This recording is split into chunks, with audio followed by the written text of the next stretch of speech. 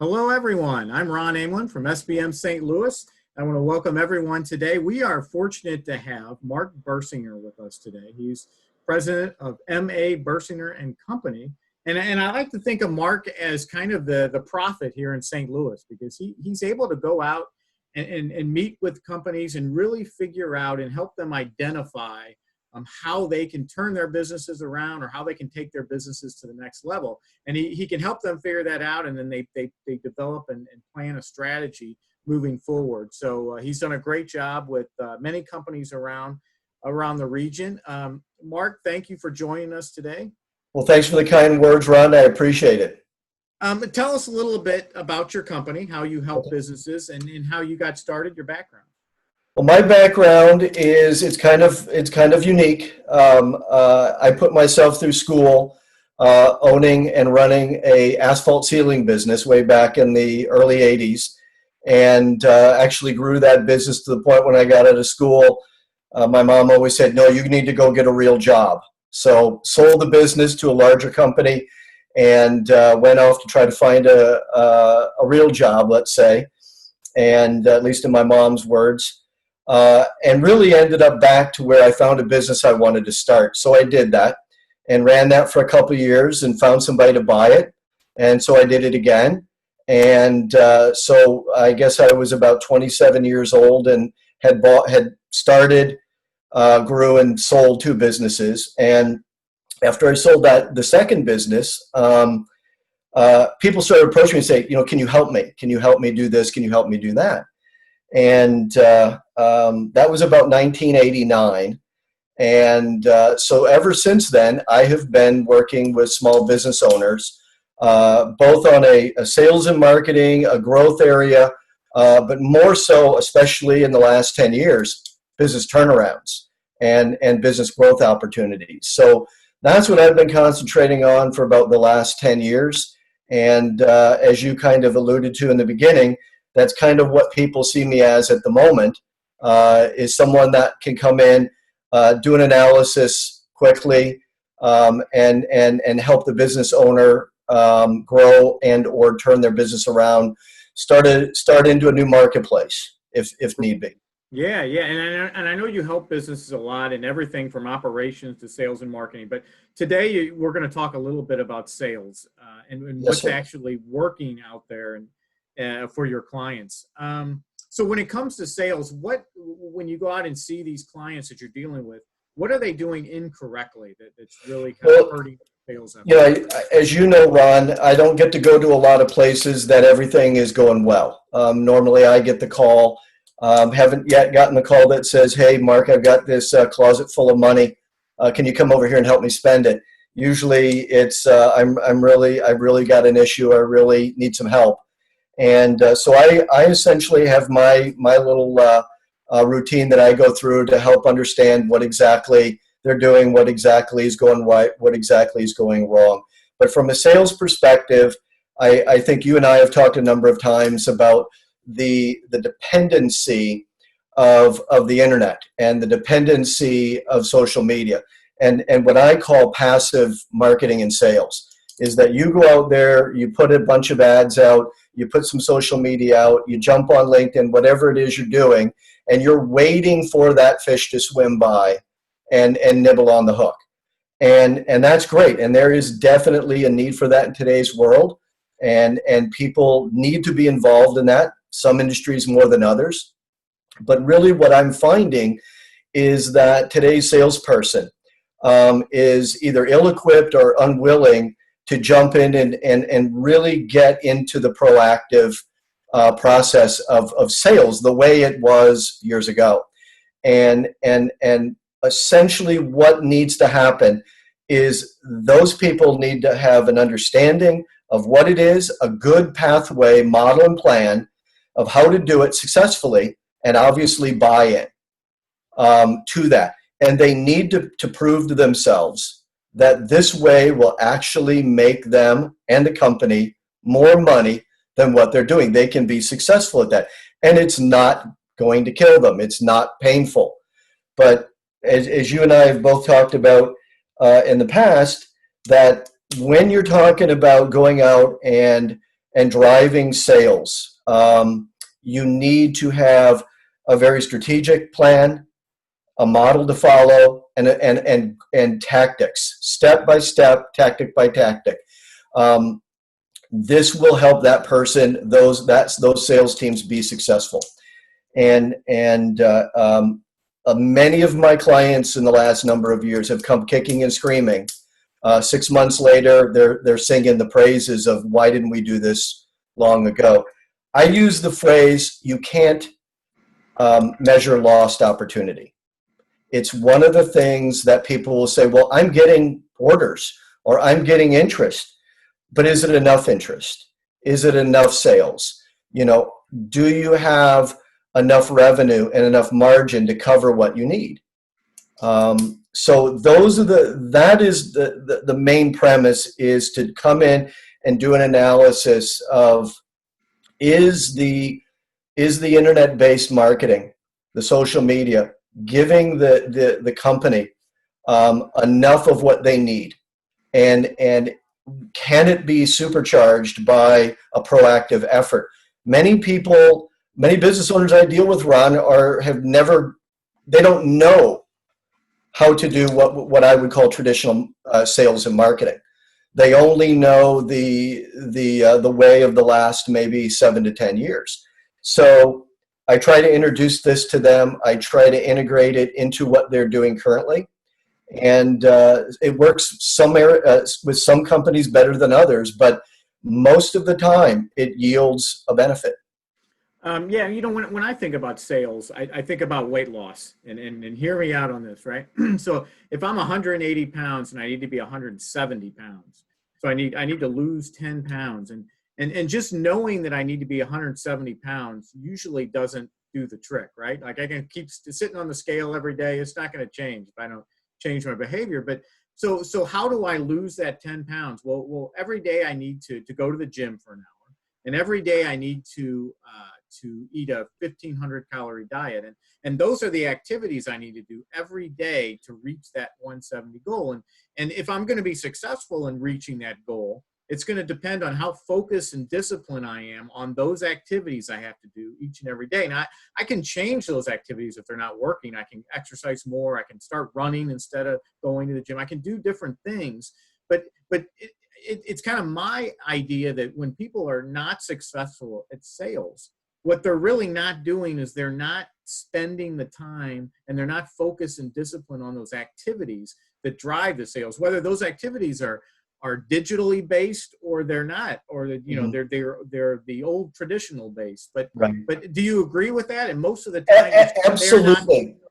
And that is the hardest part. There's two pieces of this, that when I say kicking and screaming, that's the hardest part. It is, as you and I both know, that 80% of phone sales is picking up the phone. Because if you do pick the phone up and you do get a hold of people, as it's harder to do today than it was 10 years ago. But if you stick at it and stay with it, it's going to produce. But the bottom line is, if you can actually get people on the phone or get out and meet with them, you're going to find that it's going to be successful, because that's what people need. You understand what their needs are. You can understand their problem and help them solve it and add value to their business. But you're absolutely correct. It's giving the salespeople a model to follow, a process to follow, and a routine, and it's task by task.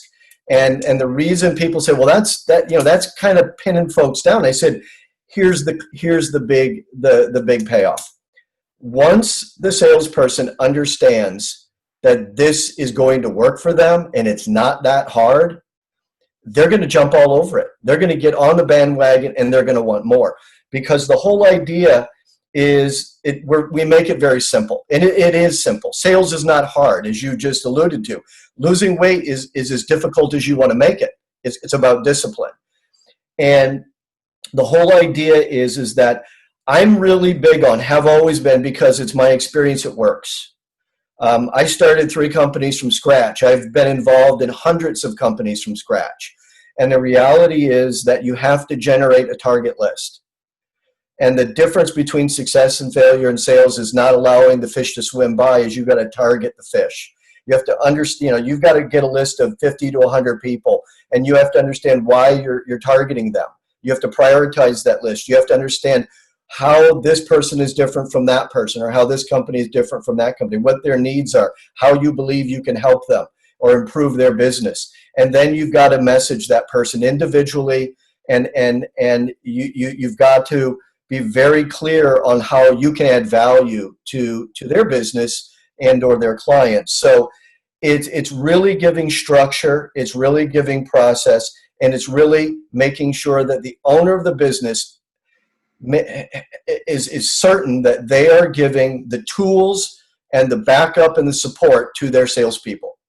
Many of the owners that I work with, they have to, as you know me very well, I'm very realistic. I'm right in people's face. I tell them exactly what they need to hear, whether they want to hear it or not. And the reality is, my experience has showed me that 50% of sales inabilities are the owner's fault. They're not giving the salespeople the tools, the support, and the things they need to succeed. And it's because they're not communicating, they're not understanding, and people can't agree on a model and a plan. Yeah. Just like your weight loss scenario. Yeah. Well, and I'm glad you mentioned understanding that your prospects better and your list better. I think that I see a lot of companies that pretty much ignore their current customers when they're selling. And I know businesses that have two separate sales strategies. They have one for prospects and they have one for their current customers. And I think it's a great idea, because your fastest path to cash are the customers who, one, have already believed in you, already written you a check before, and you've already courted. And I see a lot of, in fact, I know a mortgage company in town that spends tons and tons of money on prospecting, new clients, when they've got a database of clients who they've already done business with, who they can probably mine that data and find out that they can refinance all those loans, and they're not doing it. And so, and there are all kinds of companies that are doing that. Do you see that as an issue? Yeah, one of the things I am famous for saying is that whose fault is it? Because people will come to me and say, well, I've had this client for 10 years. They should know what I do for a living. No, you have 42 things that you can deliver them. They only buy 2. Now, whose fault is that? The clients for not investigating what you offer or what you can offer? No, it's your fault. You need to make sure that those best part of that prospect list is your customers. If you're seeing a flattening or a downturn in activity or revenue or whatever measure it is, that they're not giving you the business that you once had, you need to call them and say, let me help you. Let's get together. Let's talk about how your business is evolving, and I can share with you what I think I can bring to the table. We're doing a lot of cool new things over here. You just don't know about it. But for some reason or another, clients think that it's their client's job to stay up with everything they do. And in reality, it's not. It's your sales and customer service's job to retain and upgrade those clients. Especially this day and age, relationships, keeping those relationships with your current customers are critical. Because somebody's out there every day trying to grab them away. And there's always a better mousetrap out there or a better price. And that someone will change. Loyalty is not what it used to be. If you can save someone 5%, they're gone. I mean, if somebody else can save your client 5%, they're gone. And now you're on defense. Tell me about some of the programs that you put your clients through. Well, there are 2 that are important that we need to talk about today, and that is one that we've discussed already, and that is understanding that there's more to sales than just internet-based, and that the interpersonal communication aspect of sales is hugely important, face-to-face, on the phone. It's the part that nobody wants to do. If you call somebody 4 times, you say they're unreachable. It's not true. You've got to get creative. If you want them bad enough, you can always get a hold of them. That's the bottom line. So you have to be creative. That's why you create a plan for each major prospect. You will get a hold of them. When you do, it will pay off. The other thing is what we kind of briefly touched on, and that's retention. I have been in Ron's ear for how many years about retention programs. It's something that no one invests in, and that people always complain about. And so I am the person out there screaming and yelling that you can make more money on retention and upselling than you can on new sales, simply because you already know the person, what you had indicated, Ron. It's something that I make people put in practice for 6 months. You'll talk to my clients and they will tell you, and they'll tell me after the whole thing is over, thank you for being a pain in my butt. Thank you for driving me through this, because I would have never stayed on task to get it done.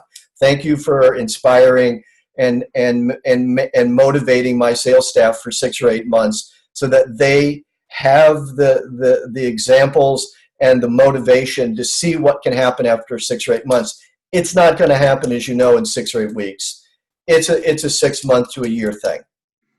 So those are the 2 programs that I'm putting people through that have been working and are driving more opportunity, more sales, more profit than what they're currently doing. Because again, you can't measure that lost opportunity if you don't know that it's there, or you're not practicing it every day.